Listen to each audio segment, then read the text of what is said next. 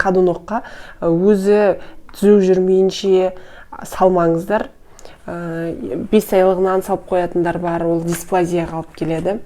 Сосын салғаннан кейін қарайсыздар, егер де аяғы былай жерге жетпей тұрса, мұны көрдіңіздер ме, мынау жерге жетпей тұр аяғын ұшы ғана тиіп тұратын болса, ходунокқа салуға болмайды. Және тағы бір айта кететін нәрсе, бала осылайынан отырғызғаннан кейін қасында қарап тұруыңыз керек. Неге десеңіз, бала былай алады да, жынданады ғой, жаңа жылайды ғой, сіз алмағасын ходуноктың ішінен, сол кезде бүйтіп ашуланып бір жағына қарай түсіп кетеді екен. Міне, бір аяғы, бір басы бір жағына қарай түседі, сосын қылғынып қалатындай жағдайға жетеді екен. Мен өзім кеше 3-ші қызымна осындайды байқап, сосын оқырмандармен осы қауіпті жағдай туралы айтайын, білмейтіндер бар ғой деп түсіріп отырмын осы видеоны.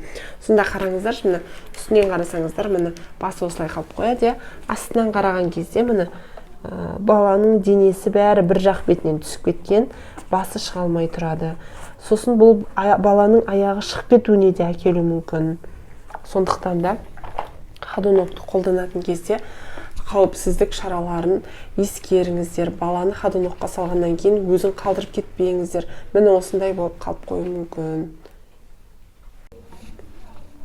Қымбатты оқырмандар, жалпы менің ходунок жайлы өзімнің тәжірибемдегі болып жатқан жағдаймен сіздермен бөлістім.